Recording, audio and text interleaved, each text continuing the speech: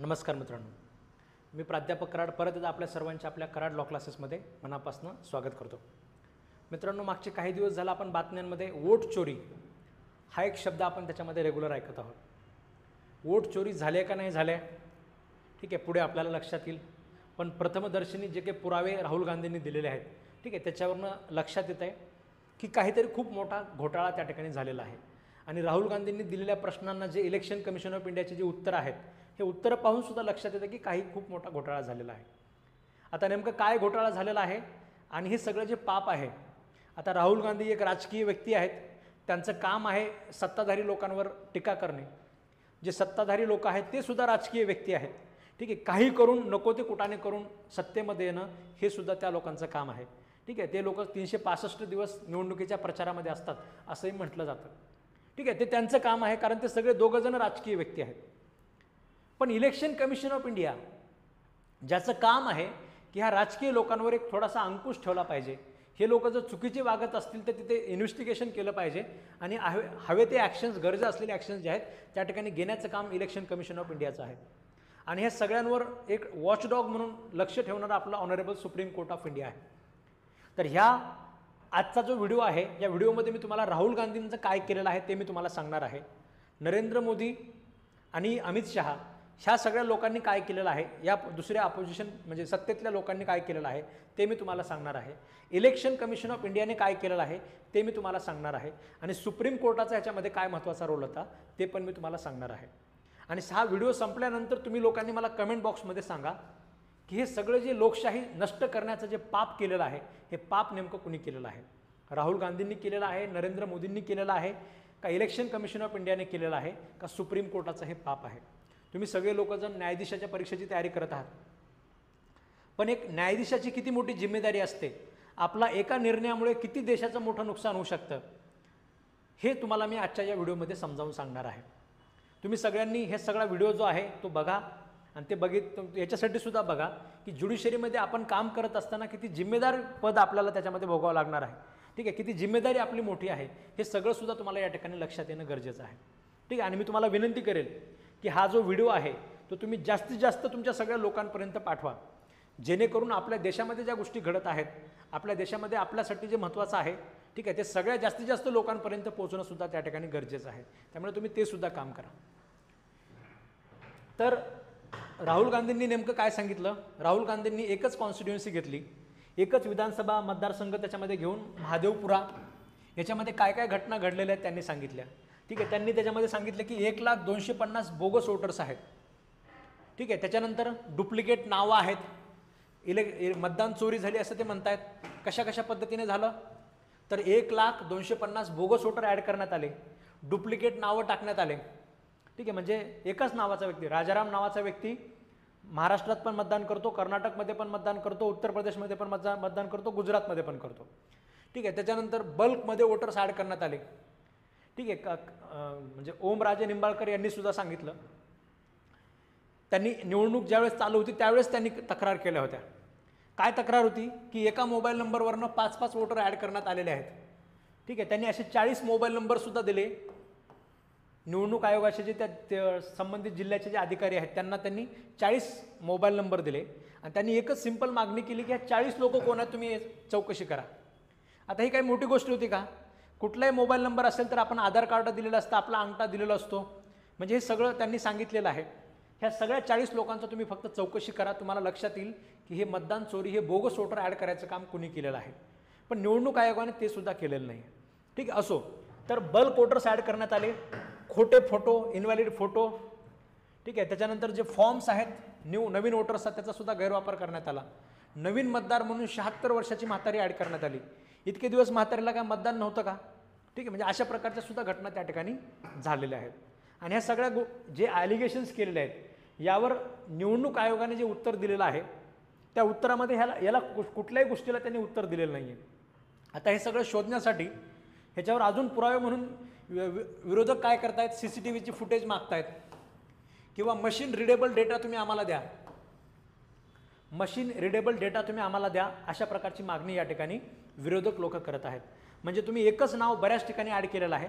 तुम्ही जर तो डेटा आम्हाला दिला तर आम्ही एकदाच कम्प्युटरच्या साहाय्याने लगेच त्याच्यामध्ये क्रॉस मॅचिंग करून आम्ही लगेच काढू शकतो की किती लोक डुप्लिकेट नावाने ॲड केलेले आहेत, एकच माणूस किती नवीन ठिकाणी ॲड मतदार म्हणून केलेला आहे, हे सगळं सुद्धा आम्हाला या ठिकाणी शोधता येईल.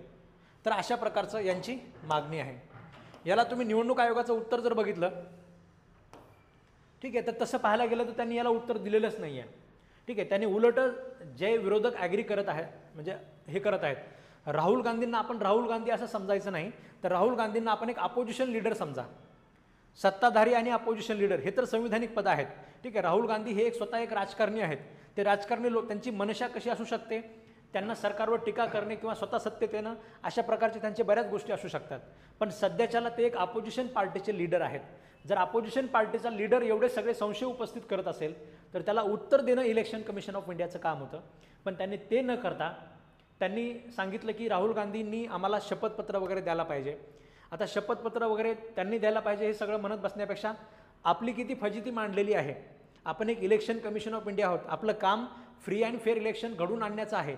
आणि ह्याच्यावर जर कोणी एवढे मोठे अलिगेशन्स करत असेल तर त्यांनी जे नावं दाखवले तर त्यांनी एवढंच दाखवायला पाहिजे होतं की हे हा जो माणूस आहे, राहुल गांधी सांगतात ती माहिती खोटी आहे, आमच्याकडे हा डेटा आहे, याच्यानुसार बघा हा ठिकाणी ह्या एकाच ठिकाणी मतदान करतो.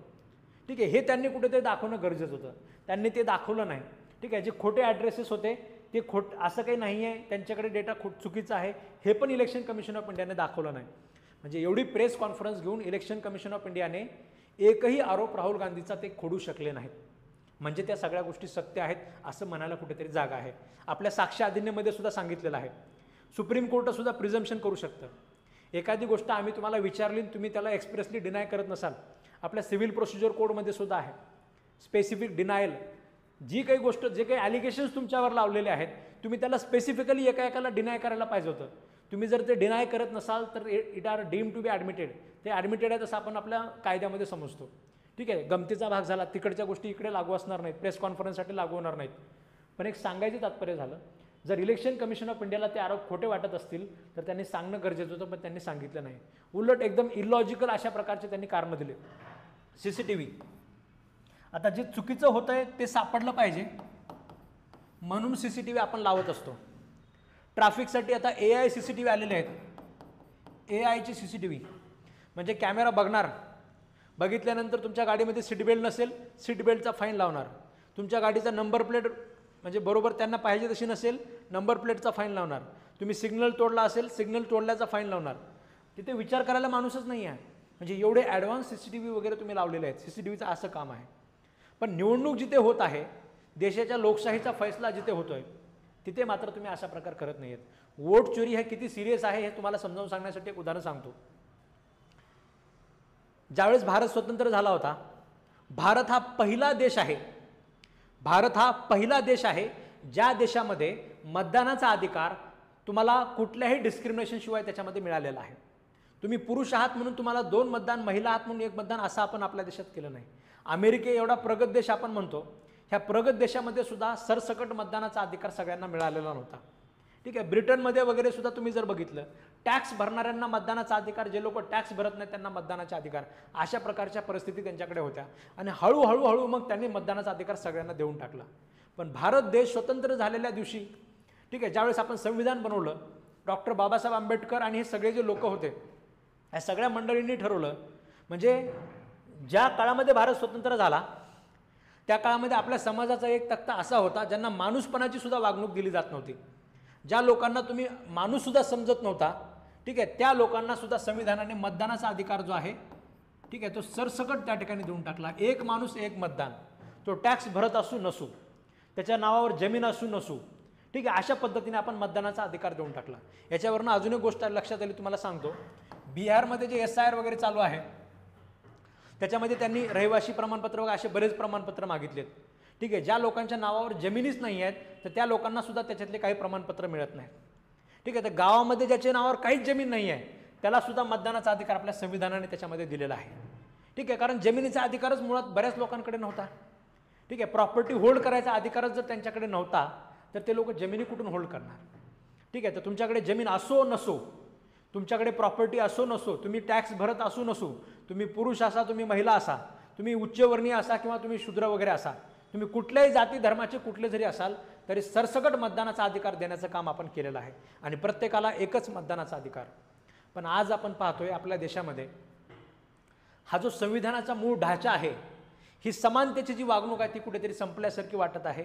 कारण एका एका व्यक्तीला त्याच्यामध्ये 4-4, 5-5 ठिकाणी मतदानाचा अधिकार मिळालेला आहे. ठीक आहे, राजकीय पक्षांनी त्याच्यामध्ये एका विधानसभेच्या क्षेत्रामध्ये 1 लाख वोटर जर समजा त्याच्यामध्ये ॲड होत असतील. महाराष्ट्राची आपली निवडणूक झाली, निवडणुकीमध्ये काही लोक म्हणतात 75 लाख मतदार नवीन ॲड करण्यात आले. हे सगळं जर होत असेल तर हे एक प्रकारचं पाप आहे. हे पाप कुणाचं आहे हे ठरवण्यासाठी आपल्याला अजून काही गोष्टी बघायच्या आहेत. पहिलं मी तुम्हाला सांगितलं की अशा पद्धतीने राहुल गांधींनी सगळं दाखवलेलं आहे आणि त्याला उत्तर इलेक्शन कमिशन ऑफ इंडियाने अशा पद्धतीने दिलेलं आहे. त्याने त्यालाच सांगितलं की तू आधी हे कर, ॲफिडेविट वगैरे आम्हाला दे. आता ॲफिडेविट वगैरे दे म्हणजे त्यानंतर आम्ही तुझ्याविरोधात तक्रार वगैरे करणार आणि मग तुला अजून अडकवण्याचा प्रयत्न करणार. आता ह्या सगळ्या गोष्टी राहुल गांधी घेऊन सुप्रीम कोर्टात का जात नाही आहेत? म्हणजे बेसिक प्रश्न उपस्थित राहतो की योग्य ठिकाण कुठे आहे. जर समजा तक्रार करायची असेल तर सुप्रीम कोर्टात करायचं आहे. आज प्रश्न हा आहे की विरोधक लोक सुप्रीम कोर्टात का जात नाही आहेत? म्हणजे जो लोकांचा जो विश्वास होता, I will sue you in the court, मी तुला कोर्टात बघतो, ठीक आहे, हा जो विश्वास लोकांना कुठेतरी वाटत होता, आज तो विश्वास जो आहे तो लोकांना वाटत नाही आहे का? सर्वोच्च न्यायालय जे आपलं आहे, ह्या सर्वोच्च न्यायालयावर लोकांना का विश्वास वाटत नाही आहे? हे सगळे लोक ह्या सगळ्या गोष्टी घेऊन सुप्रीम कोर्टात का जात नाही आहेत? ठीक आहे, तर त्याचं सुद्धा कारण आता आपल्याला या ठिकाणी बघायचं आहे. इलेक्शन कमिशन ऑफ इंडियाचं तुम्हाला मी सांगितलं की कशा पद्धतीने ते वागत आहे. जे ज्ञानेश कुमार आहेत त्यांनी CCTVचं लॉजिक काय दिलं? CCTVचं लॉजिक दिलं की महिला आणि पुरुष म्हणजे महिला मुली बाळी वगैरे मतदानाला जातात, त्यांचं व्हिडिओ फुटेज आम्ही कसं द्यायचं दुसऱ्याला? ठीक आहे, CCTV शिवाय काय दिसणार आहे? ठीक आहे, काय घोटाळा तुम्ही केलेला आहे तो CCTV शिवाय कसा दिसेल? CCTVमध्ये दिसलं असतं की या नावाचा व्यक्ती इथे पण मतदान करत होता, लगेच तो जाऊन कर्नाटकमध्ये पण त्याने मतदान केलं, लगेच त्याने बिहारमध्ये सुद्धा मतदान केलं. आज आपल्याला हळूहळू गोष्टी लक्षात येत आहेत. ओरिसासारखं राज्य, छोटंसं राज्य आहे, ठीक आहे, ओरिसासारख्या राज्यामध्ये 6 फेजमध्ये मतदान घेतलं जातं आहे. म्हणजे छोट्या छोट्या राज्यांमध्ये 6 फेजमध्ये मतदान. ठीक आहे, समजा माझं मतदान लातूरला पण आहे, त्याच्यानंतर नांदेडला पण आहे, तर मी आज लातूरमध्ये मतदान करतो, उद्या ST पकडतो, नांदेडला जातो, नांदेडमध्ये पण मतदान करतो, इकडे पण मतदान करतो. ठीक आहे, 25,000 वोटर जर असे तुम्ही तयार केले, ठीक आहे, तर प्रत्येक मतदारसंघामध्ये तुम्हाला 25,000चे लीड जर मिळत असेल तर तुमच्यासाठी कोणतंही इलेक्शन जिंकणं त्याच्यामध्ये फार अवघड होणार नाही. आणि वन वे जर असे 25,000 मतदार असतील तर त्या ठिकाणी सुद्धा अशा पद्धतीने निवडणुकासुद्धा जिंकल्या जाऊ शकतात. मित्रांनो, लक्षात घ्या, जोपर्यंत निवडणुकांची भीती आहे, डॉक्टर बाबासाहेब आंबेडकरांनी सांगितलं होतं की आम्ही DPSP बनवलेत, म्हणजे राज्य धोरणाची नीती मार्गदर्शक जे तत्त्वे आहेत की कुठल्याही सरकारने काम करत असताना या सगळ्या गोष्टींचा विचार करायला पाहिजे. मग त्यावर बऱ्याच लोकांनी प्रश्न विचारले, जर DPSPचं पालन केलं झालं नाही तर मग काय होतं? समजा मला DPSP मानायचेच नाहीत, मी पंतप्रधान झालो, DPSP मी चुलीत घातले तिकडे, तर अशा वेळेस मग काय फरक पडेल? तर त्याच्यात एन्फोर्सिबल नव्हते ते, ठीक आहे, दे आर नॉन जस्टिसेबल, कोर्टामध्ये एन्फोर्सिबल नाही आहेत. तर डॉक्टर बाबासाहेब आंबेडकरांनी लॉजिक दिलं होतं की जर एखादं सरकार DPSPचं पालन करत नसेल तर लोक त्यांना इलेक्शनमध्ये त्यांची जागा दाखवतील. आता लोकांनी जर समजा सरकारच्या लोकांना जर माहिती असेल,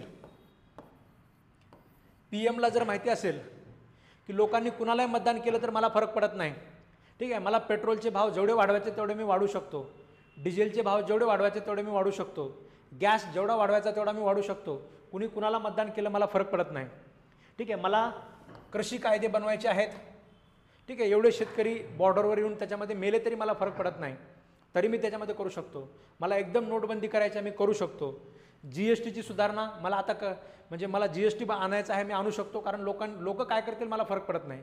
तर अशा वेळेस तुमचा विचार कोण करणार आहे? ठीक आहे, तुम्ही जनता आहात, तुमचा विचार सरकारला जर तुमची भीतीच नसेल, मतदानाची जर भीतीच नसेल तर तुमचा विचार करायला कोण मोकळा आहे? ह्या सगळ्या गोष्टींचा विचार करा. ठीक आहे, जनतेची भीती त्याच्यामध्ये सरकारच्या मनामध्ये नेहमीच असायला पाहिजे, त्यासाठी हे मतदान गरजेचं आहे. लोकशाही कशाला आपण म्हणतो? लोकशाही आणि हुकुमशाहीमध्ये हाच फरक आहे की लोकशाहीमध्ये जो सत्ताधारी असतो त्याला भीती असते की मी जर व्यवस्थित पद्धतीने काम केलं नाही तर अशा वेळेस लोक मला बदलून टाकतील. ठीक आहे, पण त्याला जर भीतीच राहिली नाही, त्याला जर माहिती असेल मी काही करून निवडणूक त्याच्यामध्ये मी जिंकणार, तर अशा वेळेस निवडणूक घेतली काय नाही घेतली काय काही फरक पडत नाही. आता सगळ्यात महत्त्वाचं आपला supreme court. Election Commission of इंडियाची हिस्टोरिक प्रॉब्लेम होता काँग्रेसच्या काळामध्ये सुद्धा हे प्रकार होत होते का? तर होत होते. अगोदर सुद्धा अशा प्रकार होत होता. मतदान त्याच्यामध्ये अगोदर हायजॅक केले जात होते का? केले जात होते. एखादा बाहुबली, समजा लातूरमधला एखादा डॉन आहे, ठीक आहे, तो लातूरमधला डॉन काय करेल, तिथल्या लातूरच्या एखाद्या मतदान केंद्रावर जाईल, 4-5 लोक घेऊन जाईल, त्याच्यानंतर ते मतदान केंद्रामधून बंद करेल आणि शिक्के मारू मारू त्याच्यामध्ये मतदान करून टाकेल. ठीक आहे, हे काम कोणी केलं? लातूरच्या एका डॉनने केलं. ठीक आहे, त्याचं नावच आहे डॉन. ठीक आहे, त्याचा जन्मच असे दलिंदर कामं करण्यासाठी झालेला आहे. त्याने केलं तर चालतं. पण इलेक्शन कमिशन ऑफ इंडिया, ठीक आहे, याचा जो जन्म आहे, याचा जन्म असे कामं करण्यासाठी झालेला नाही आहे. ठीक आहे, हे जर अशा पद्धतीने वागत असेल तर ते फार चुकीचं आहे. ठीक आहे, तरी ते आता हिस्टॉरिक प्रॉब्लेम होता. इलेक्शन कमिशनर ऑफ इंडियाची अपॉइंटमेंट कोण करायची? तर अगोदर फक्त मिनिस्टर आणि काउन्सिल ऑफ मिनिस्टर करायचे, पंतप्रधान आणि काउन्सिल ऑफ मिनिस्टर करायचे, आणि त्याच्यामुळे सरकारच्या मर्जीतला माणूस त्याच्यामध्ये अपॉइंट केला जात होता. पण त्यांनी आतापर्यंत एवढं कधी असं चुकीचं वागलेलं आपल्याला लक्षात आलं नाही. म्हणजे विरोधक लोक बऱ्याच तक्रारी करायचे की इलेक्शन कमिशन ऑफ इंडिया आम्हाला थोडी मदत करा, सरकार असं चुकीचं वागतंय, तसं चुकीचं वागतंय. ठीक आहे, एवढंच नाही, सुप्रीम कोर्टसुद्धा त्याच्यामध्ये काम करत होतं त्यावेळेस. इंदिरा गांधी एवढ्या पॉवरफुल होत्या, इंदिरा गांधींना सुद्धा जागा दाखवून दिली होती सुप्रीम कोर्टाने की तुम्ही ज्या सरकारी मशिनरी आहेत त्याचा तुम्ही स्वतःसाठी वापर करून घेताय, आम्ही तुम्हाला इलेक्शनमधनं डिस्क्वालिफाय करून टाकणार. इथपर्यंत सुद्धा त्याच्यामध्ये त्या काळामध्ये सुद्धा सुप्रीम कोर्ट वागलेलं होतं. पण आज घडीला सुप्रीम कोर्ट कसं वागतंय? ठीक आहे, हे सगळं जे म्हणजे आता मी जे तुम्हाला म्हणतोय, ज्याच्यासाठी चंद्रचूड साहेब किती रिस्पॉन्सिबल आहे तुम्हाला आता लक्षात येईल. ह्याच्यात काय झालं, आता एक सुंदर केस लॉ कोर्टासमोर आली. कोर्टाने हे जजमेंट पण तुम्हाला सगळ्यांना लक्षात ठेवावं लागेल परीक्षेसाठी. Anoop Barnwal versus Union of India, ह्या केसमध्ये सुप्रीम कोर्टाने सांगून टाकलं की इलेक्शन कमिशन ऑफ इंडियाची अपॉइंटमेंट करण्यासाठी एक कमिटी असेल, त्या कमिटीमध्ये पंतप्रधान असतील, त्याच्यामध्ये अपोजिशन पार्टीचे लीडर असतील आणि चीफ जस्टिस ऑफ इंडिया असतील, असं तिघं मिळून त्याच्यामध्ये इलेक्शन कमिशन ऑफ इंडियाची अपॉइंटमेंट करतील. आता सुप्रीम कोर्ट एक जर तुम्ही ठेवलं तर ते एका इंडिपेंडंट चांगल्या नावावर ते सगळे लोक एकत्र होतील. ठीक आहे, जो व्यक्ती कुठल्याही पक्षाचा नसेल, ज्या व्यक्तीला कुठल्याही पक्षाशी अटॅचमेंट नसेल, सध्याचे जे आपले इलेक्शन कमिशन आहेत, ठीक आहे, हे अमित शहांच्या अतिशय निकटवर्तीय, म्हणजे त्यांचं अर्ध आयुष्य अमित शहासोबतच काम करण्यामध्ये गेलेलं आहे, अशा माणसाला आपण इलेक्शन कमिशनर म्हणून अपॉइंट केलेलं आहे. ठीक आहे, त्याच्याकडनं अजून काय अपेक्षा करणार? म्हणजे हे सगळं जे होत आहे, ही एवढी सगळी वोट चोरी जी आहे, ही एवढं सगळं निवडणुकीमधला घोटाळा जो आहे, तो ह्या इलेक्शन कमिशन ऑफ इंडियाच्या परवानगीशिवाय शक्यच नाही आहे. मुळात सगळा जो घोळ आहे तो इलेक्शन कमिशन ऑफ इंडियानेच केलेला आहे. ठीक आहे, आणि हे सगळं जे आहे कशामुळे होतं आहे तर सुप्रीम कोर्टाने ते सांगितलं. पण त्याच्यानंतर काय झालं, 2023मध्ये लगेच त्याच्यामध्ये कायदा करण्यात आला. ठीक आहे, कायदा करण्यात आला आणि त्या कायद्यामध्ये ठीक आहे 2023मध्ये कायदा बनवण्यात आला आणि कायद्यामध्ये सांगण्यात आलं की त्याच्यामध्ये कोण कोण असेल. त्याच्यामध्ये एक असतील प्राईम मिनिस्टर, दुसरा असेल त्याच्यामध्ये, ठीक आहे, हा कायद्याचं नाव आहे chief election commissioners and other election commissioners appointment condition and service and terms of act 2023. ह्याच्यामध्ये सांगण्यात आलं की जो तुम्ही बनवलेला आहे, ठीक आहे, ह्याच्यामध्ये प्राईम मिनिस्टर असेल, अपोजिशन पार्टीचा लीडर असेल आणि एक मिनिस्टर असेल. म्हणजे सरकार पक्षाचे 2 लोक असतील, थोडक्यात सरकारचे 2 लोक असतील आणि एक अपोजिशन पार्टीचा असेल. CGIला याच्यातनं काढून टाकण्यात आलं. आता ह्याच्यावर बऱ्याच त्याच्यामध्ये लोक कोर्टात गेले, पण कोर्ट त्या ठिकाणी शांत बसलं. ठीक आहे, म्हणजे फार जास्त वेळ लागणार होता का सुप्रीम कोर्टाला? एवढं देशामध्ये आज एवढा सगळा कुटाणा वाढून बसलेला आहे, हे सगळं सॉल्व करायला सुप्रीम कोर्टाला फार वेळ लागणार होता का? ठीक आहे, सुप्रीम कोर्टाने त्यावेळेसचे जे आपले चंद्रचूड साहेब होते, चंद्रचूड साहेबांनी इथे सांगायला पाहिजे होतं की ही जी इलेक्शन, म्हणजे त्यांनी काही वेगळं सांगायचं नव्हतंच. ठीक आहे, स्वतःचं डोकं लावायची सुद्धा त्यांना गरज नव्हती. ऑलरेडी इंदिरा गांधींच्या केसपासून सांगून ठेवलेलं आहे, free and fair election is the basic structure of the constitution of India. ठीक आहे, एवढे तुम्ही तुमचे म्हणजे पप्पा जज होते, तुम्हीसुद्धा जज झाले. ठीक आहे, तुम्ही कसे जज झाले आम्हाला माहिती नाही आहे, पण एवढंच एक गोष्ट आम्हाला सांगा की एवढी साधी गोष्ट तुम्हाला माहिती नव्हती का की free and fair election is a part of the basic structure of the constitution of India. हे ऑलरेडी डिक्लेअर केलेलं आहे सुप्रीम कोर्टाने. एवढी साधी गोष्ट लक्षात आली नाही का? आता ह्या अशा पद्धतीने जर इलेक्शन कमिशनर ऑफ इंडियाची अपॉइंटमेंट होत असेल तर फ्री अँड फेअर इलेक्शन भारतामध्ये होऊ शकतं का? ही छोटीशी गोष्ट त्याच्यामध्ये कुठेतरी चीफ जस्टिस ऑफ इंडिया यांच्या लक्षात यायला पाहिजे होती, पण दुर्दैवाने त्यांच्या ती लक्षात आली नाही. ठीक आहे, अपोजिशन पार्टीचा तर नेता तो राजकारणीच आहे, सत्तेतला नेता राजकारणीच आहे. आज पंतप्रधान म्हणून समजा इकडच्या पार्टीचे लोक आहेत, उद्या समजा यांचं सरकार गेलं तर उद्या दुसरे अपोजिशन पार्टीचे लोक येतील, त्यांनी तर काय करणार आहेत? ठीक आहे, त्यांनी सुद्धा हेच करतील. इकडे समजा दुसरा एखादा नेता असेल काँग्रेस पार्टीचा, समजा मल्लिकार्जुन खरगे असेल, राहुल गांधी असेल, अजून कुणी असेल, एखादा मंत्री असेल, ठीक आहे, तर तो मंत्री घेतील आणि राहुल गांधीच्या म्हणजे ज्याचं अर्धा आयुष्य राहुल गांधी सोबत गेलं आहे, जो राहुल गांधीचा सेक्रेटरी वगैरे आहे, अशा माणसाला राहुल गांधी इलेक्शन कमिशनर म्हणून अपॉइंट करेल. आणि तो कसं वागेल? तो राहुल गांधीला जसं पाहिजे तसं वागेल. ठीक आहे, म्हणजे एवढी साधी गोष्ट. चंद्रचूड साहेब, ठीक आहे, म्हणजे अख्खं खानदान जुडिशरीमध्ये त्याच्यामध्ये ज्यांचं गेलेलं आहे, अशा माणसाच्या सुद्धा लक्षात आलं नाही. ठीक आहे, तर त्यांनी सुद्धा याच्यामध्ये जे रिलीफ तिथे मिळायला पाहिजे होतं ते रिलीफ त्याच्यामध्ये ते देऊ शकले नाही. Free and fair election. आज मी तुम्हाला मी म्हणजे आपल्या इथे एक आपण क्लासेस घेतो, ठीक आहे, लॉ शिकवणारा एक शिक्षक तुम्हाला इथे बसून सांगू शकतोय की फ्री अँड फेअर इलेक्शन हे बेसिक स्ट्रक्चर म्हणून डिक्लेअर केलेलं आहे सुप्रीम कोर्टाने. तुमच्या का लक्षात आलं नाही? आणि हे अशा पद्धतीने जर समजा हे इलेक्शन होत असेल तर फ्री अँड फेअर होणार नाहीत. एवढी साधी गोष्ट जी आमच्या इथे लक्षात येते, लॉच्या फर्स्ट इयरच्या पोराच्या लक्षात येते, ती तुम्ही चीफ जस्टिस ऑफ इंडिया असून तुमच्या का लक्षात आले नाही? जे रिलीफ तुम्ही जिथे द्यायला पाहिजे तिथे दिली नाही. आज 2025 उजळलेलं आहे. अशा पद्धतीने ह्या लोकांची अपॉइंटमेंट झालेली आहे आणि हे सगळे लोक जिथे नको तिथे जेवढे तेवढे पाहिजे तेवढे मतदार ॲड करतायत. ठीक आहे, विरोधक पार्टीचे लोक बोंबलून बसले तरी त्याच्यामध्ये काही केलं जात नाही आहे. ठीक आहे, विरोधक म्हणजे तुम्ही राहुल गांधी समजू नका. ठीक आहे, सत्तेमधले लोक म्हणजे सत्ताधारी पंतप्रधान समजा आणि अपोजिशन पार्टी म्हणजे अपोजिशन पार्टीचा लीडर समजा. हे दोन्ही संविधानिक पदं आहेत. ह्या संविधानिक पदामध्ये कायम त्याच्यामध्ये अशा पद्धतीची भांडणं होणार आहेत. पण ती भांडणं होत असताना त्याच्यामध्ये एक निरपेक्ष म्हणजे कुठल्याही प्रकारचा इंडिपेंडंट अशा प्रकारचा माणूस असणं गरजेचं होतं. सुप्रीम कोर्ट जे आहे, Supreme Court failure to strike down this law.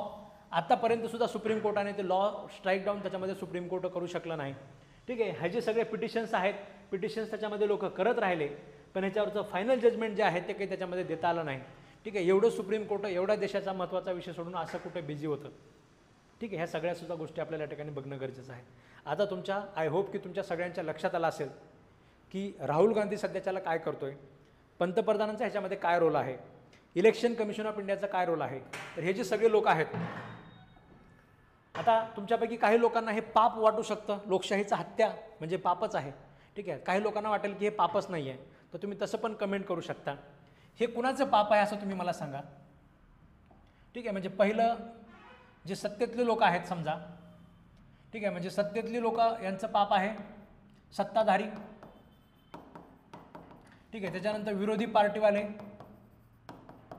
तिसरं इलेक्शन कमिशन ऑफ इंडिया आणि चौथं जे आहे, चौथा ऑप्शन जो आहे, ठीक आहे, तो म्हणजे सुप्रीम कोर्ट ऑफ इंडिया. ठीक आहे, याच्यापैकी कुणाचं पाप आहे हे तुम्ही मला कमेंट बॉक्समध्ये नक्की सांगायला विसरू नका. आणि परत एकदा सांगतोय, हा व्हिडिओ जास्तीत जास्त लोकांपर्यंत पाठवा. ठीक आहे, लोकांना आपल्या कळालं पाहिजे नेमकं काय दलिंदरपणा चालू आहे.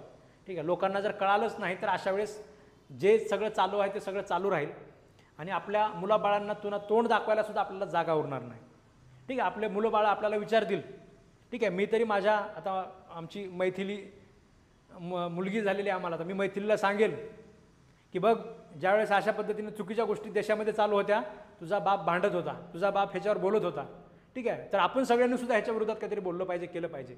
जे चुकीचं आहे ते चुकीचं आपलं बोलायची आपल्या सगळ्यांमध्ये ताकद असणं गरजेचं आहे. ठीक आहे, तरच आपल्याला माणूस म्हणण्यात अर्थ आहे, तरच आपल्याला एक जबाबदार नागरिक म्हणण्यामध्ये अर्थ आहे.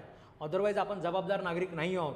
ठीक आहे, अदरवाईज जे सगळं चाललंय ते चालू द्या म्हणणारे आपल्या त्याच्यातले आपण आहोत असं कुठेतरी म्हटलं जाऊ शकतं. तुम्ही हा व्हिडिओ जास्तीत जास्त लोकांपर्यंत पाठवा तरी. ठीक आहे, तरीसुद्धा आपला जो आवाज आहे, आपल्या सगळ्यांचा जो आवाज आहे, मी जे बोलतोय ते तुमच्या सगळ्यांचा आवाज आहे, हा सगळ्यांचा आवाज जास्तीत जास्त लोकांपर्यंत पोहोचवण्याचं काम तरी तुम्ही करा. ठीक आहे, आणि हे व्हिडिओवर तुम्ही ह्या चॅनलवर नवीन असाल तर याला सबस्क्राईबसुद्धा करायला तुम्ही त्याच्यामध्ये विसरू नका. धन्यवाद मित्रांनो.